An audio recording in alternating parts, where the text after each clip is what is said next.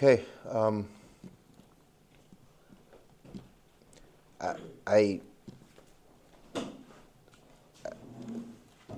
Rakud have asked me to, try to work through together, put together some thoughts that we can work through together to deal with this really difficult challenge. There's really two ways to go, and the first way is not to, spend time, not to say anything.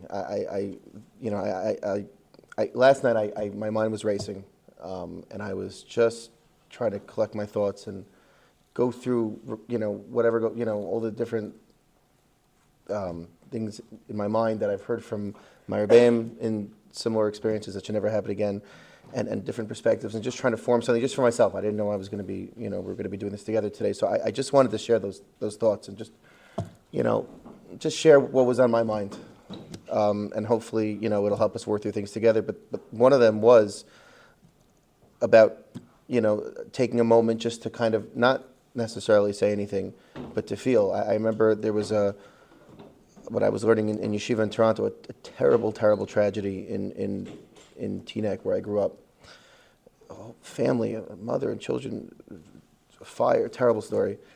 And I sat down with my Rosh Yeshiva. I think it was a Sunday morning, Uri Meirfeld, Shalita, the Rosh Yeshiva in Ner Yisrael, and I just sat and told him what happened. I wasn't sure.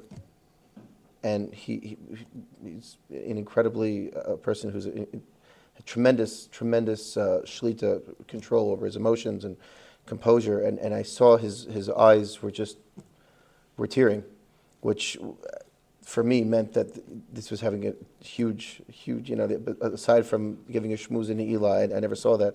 Not from what I could remember. And it was really, I don't even remember what he said, but I remember that. And I remember that watching his emotion. We're talking to a community he is not, doesn't know, aside from my family, people he didn't know. And it was that feeling of Avas Yisrael, that feeling of connection. Rav Shach was Rosh Yeshiva of Panovich, who was undisputed gadol in Klal Yisrael. I remember I heard a story once that there was a helicopter, the Israeli army, a helicopter crashed, and somebody had told him in the middle of his measures, this is how I heard it, and he just burst out crying. It's that emotion. It's an incredible madrega. It's that emotion of just hearing and just feeling it, and it's the fact that everyone here was just kind of moved to like that shock is a huge display of how sensitive we are, which is not necessarily natural. It's a madrega. It's a madrega. It's extremely unique that Klal Yisrael has this, that we have a family that we don't necessarily, most of us aren't a lot of us aren't from Cleveland. We don't know, and we feel it so hard. That's an incredible madrega that you're on, that you're at that point. Another thought was, there's a famous story of Shmuel Birnbaum, Zecher Tzaddik Livracha. He was the Rosh Yeshiva of Mir in Brooklyn. Also unparalleled gadol. He also was only nifter not that long ago. And he was coming with, again, this is the story how I heard it. He was coming with the Mir Yeshiva when they were escaping Europe from Shanghai. They were when they were finally able to come to America, and they were on a ship. Correct me if I got the story. And they had docked at some island on the way. It's supposed to be some one of a kind, beautiful island. And Shmuel is known for his hasmada. You couldn't break it, and people were getting off to see this island. Nothing wrong with that. And they asked him if he wanted to come, and he said, and he's learning. And they said, but this is like a one of a kind opportunity. He said, well, then it's a one of a kind opportunity for me to be in a place where there's a one of a kind opportunity to see something and still learn, and still say I'm going to learn anyway. Meaning it was he saw, as much as the opportunity was to see something incredible, it was so much more an opportunity for him to, afal pi kain, even to keep on learning. So, meaning he took the opportunity and he channeled it into something which is a way to grow and incredible madrega. And the way I'm kind of seeing the situation we're sharing is that we're in an incredible situation where we're dealing with a tragedy that's super close to home, and we're all very sensitive to it, and it's incredible. It's not a selfish thing to use it and to use it as a way for us to grow and face the opportunity. It's a schus for us and for the people, Baruch Chaim, people we lost in Baruch Chaim to us. So I want to, so to speak, use it to the fullest. This is it's very easy to just, the discomfort of it is just to move on. Let's take it, let's really work this through. This is an incredibly unique thing that we're all sharing. And there's a reason we're all exposed to it. There's a reason we're all sharing it together. The predominant thought I had yesterday was, if you ask these families, or you know what's going on in their minds, we know that all they want right now, all they want in life, more than their life's dream, we like to say, their life's dream is to go back, it's just to have their day-to-day, quote, normal day-to-day back. That's all they want. There's nothing sweeter in the world for them. We have dreams, win the lottery, there's nothing more than they want right now. Nothing more than the day-to-day normal, quote, normal routine. There's nothing more. I heard from a Rosh Yeshiva also in Toronto, Rabbi David Greenberger. I remember he gave a shmooze, and he said that if somebody's dying of thirst in the desert, there's nothing sweeter than a cup of water. Not a Coke, not a beer, not a Slurpee. There's nothing better than just water. There's nothing better for these people, which they're not going to have back, than that day to day. It's their life. It went from the quote normal to this unattainable dream. And I realized that because the day to day is the sweetest, most incredible thing we have. Look at these people, and we should all only have Suras Tovos and Brachas and never should go through anything remotely like this. But let's appreciate what we have. We have that day to day. The day to day you see now it's that glass of water. Water is what keeps us going. Water is really the basis. Everything beyond that is additives, and it's good, and it could be a plus. It could be fun. It could be good. There's nothing better than the day to day. There's nothing better than being surrounded by the people you love. There's nothing better. We've been through difficult situations, but to have your family and your immediate family, your wife, your children, your parents, your friends, your talmidim, is the sweetest thing in the world. To walk into yeshiva every day, I speak for myself, that day to day is the sweetest thing in the world. To come home to my family, these are the sweetest things. And this is experience. I realize it's like we have this. We already have the greatest things imaginable. Each could be their level, each could be our challenges, but there is nothing more amazing than that. And because we're humans and because it's normal and healthy, we have that foundation, so we build on it. We build a lot of good, and there's also a lot of gunk that builds up. There's things that we don't feel at the time, and they don't feel that they could be petty. There's friction, there's conflicts, there's social things, and yes, social is extremely important as adults, as teenagers. But I was just dealing with something this week, but something, whatever. I had to deal with some quote political. No, it doesn't matter.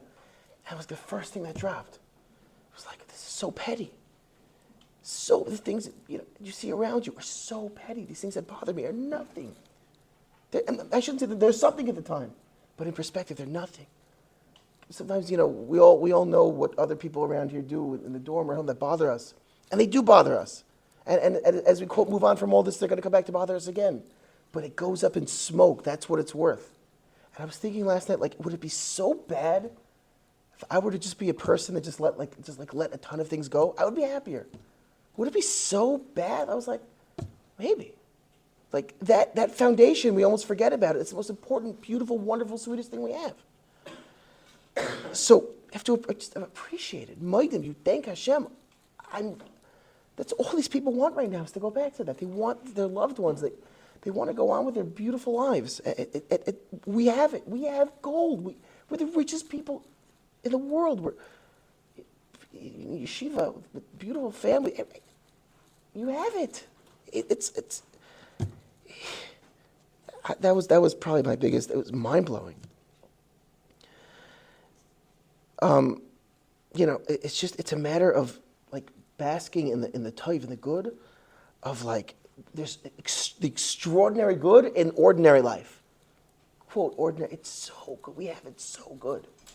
Just appreciate it. Thank Hashem. And David, it should continue. Another thing that crossed my mind was, Rabbi Kutov mentioned a few times, these people who were nifter, I knew them, special, ehrlich people, the ehrlichkeit, just honest, growing, good people. Good people. I knew Baruch Taub personally, Baruch Chaim, his wife, working in the school for years, my daughter's teacher. I substituted for in the cheder here for a few years, and you don't have too many good memories from substituting, but I remember it stuck with me. This isn't something that just came out now because of what happened. The Tau boy, exceptional. I think he was in second or fourth grade. I remember telling exceptional, good people. The Chavetz is just good, ehrlich people. And I guess over time when these tragedies happen, it kind of sounds cliche, like, oh, they're such good people, such special people. And so you start to think, okay, that's just like what we say. And then you realize as you get older, and it should never happen again, but you've been around situations like this as they happen, tragedies, and it's like, no, they really are good. You expect to your perspective is, but you have to say that, no, they're really good. These are such good people. And I think back to other tragedies, good people, exceptional people, quote, everyday people, they're exceptional. And it got me also thinking, first of all, this is not to take away from them, but we're surrounded by exceptional people. We're surrounded by them because of the people who, now Kadosh Baruch Hu takes the best of the best because there's a lot to learn from them and for whatever reason we'll never understand, but we're surrounded by exceptional people. If you just, from a cold statistics point of view, if I may, if these people who, and it should never happen again, we're surrounded by exceptional people. And if you think about your friends around you, how many times have we sat around an Oini together and just said, yeah, this so-and-so, he's awesome, I love him. He's so happy, he's so this, we can do that. We can also chashem do the opposite. He's always being this. He's always the first one to say and the first one to do. We could do that. And again, we're people, we have to work it through. But there's so much special around us. It also means that we probably also are if we can all say it about each other, us too. And when you hear about these people who are they're exceptional, but an exception means an exception to the rule, but there's so many exceptional people, which means you also. And means you could look into yourself and say, you know what, chances are, and I have really amazing things to work on. But just good. It doesn't mean necessarily that a person, long white beard and a Russia. No, erlich, sweet, beautiful people.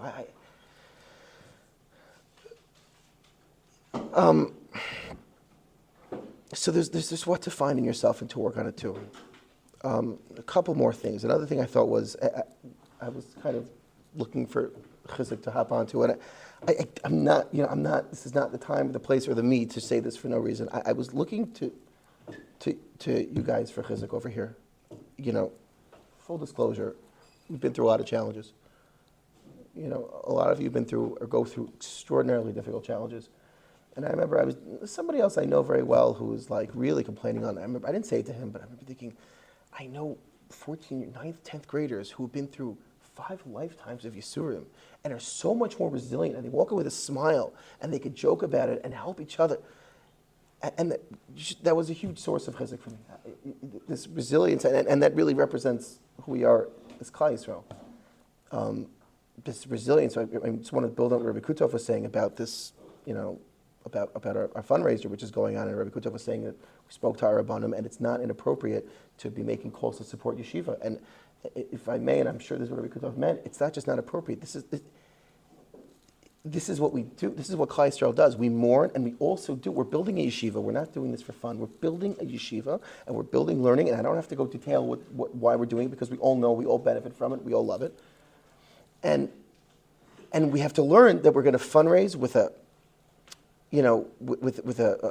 pride and a certain amount of joy while we mourn, and we're gonna. And I'm turning to you because you have mastered this. And this is, we wouldn't have been around in Gullus this long if we couldn't do what you're doing, which is, I have a difficult situation. I'm also, I have a lot to be grateful for. We're going through an immediate, extremely difficult situation. We're trying to help out yeshiva also, what we have to do with full force. Which again, we're building Torah. We're not raising money for some, I don't know what.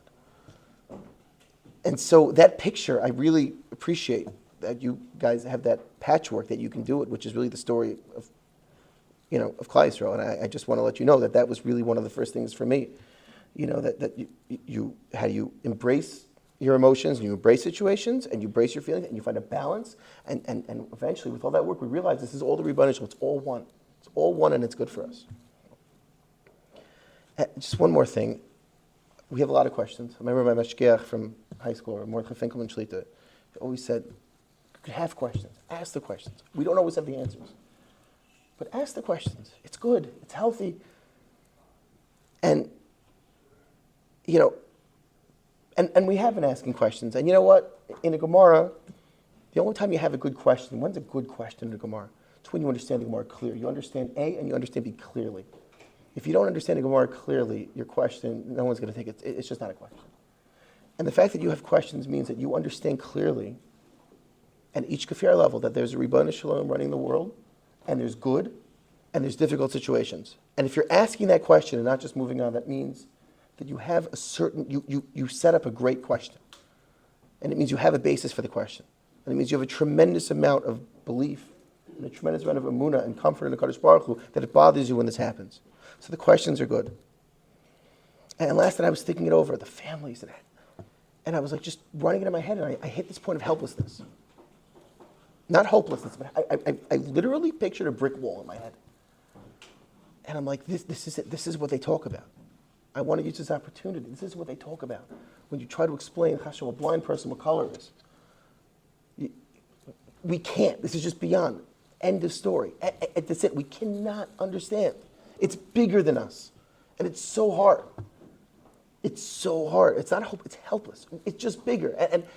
And I was just turning to these, like, mashalim, these, because I needed that to realize the questions are good and keep the questions, but like full stop. We can't understand it.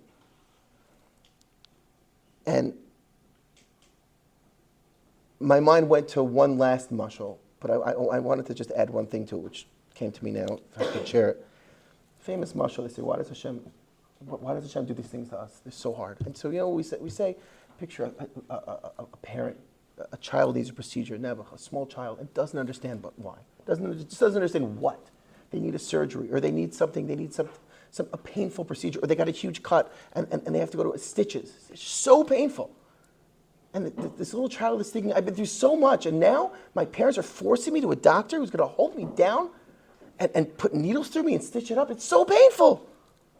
And the kid doesn't understand. The kid's screaming and trying to run out of the room, and the parent knows it's good for the kid, and the parent is crying inside that they have to do this, but they know it's for the good of the kid. And the kid deep down also knows the parent's not cruel, but it doesn't understand. And so that's the famous mashal. So we know Hashem is doing this for a reason we cannot possibly understand. We're that little child. It's humbling. We don't understand, and we can't.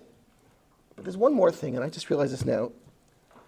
As much as the child is sitting there, the child is tied down and is with the doctor and the nurse, and they're sewing, and the child knows it's the parents' fault for throwing them in the car and bringing them. The child just wanted to go home. The last thing the child wants is for that parent to leave the room. As much as they're upset at their parent, or they don't understand, the parents, don't leave. Don't leave. I remember my daughter, nothing major, had to get a little procedure, and they took her to the OR, and then they said the parents have to wait outside. It was so painful. But from the child's perspective, the last thing the parent wants, don't leave. I know, I feel it, I know deep down, this is what's good for me. Do not leave. I'm sure we can relate to that. They know the parent's doing it. It's impossible to understand, but they know it. They feel it. And I felt the same way. It's helpless. We don't understand. But Eibishter, this helplessness, it's you. I know. I see all the good. I see all those signs are you. So I know it. So it was comforting. Eibishter, I don't understand, but just be with me here. And I feel you here. And I don't understand, but I know you're the last one right now that I want to, chas v'shalom, feel like I want to, space or isolate. Just keep going, talk about it, we'll work on it. It should be a huge chus, and just have a good job.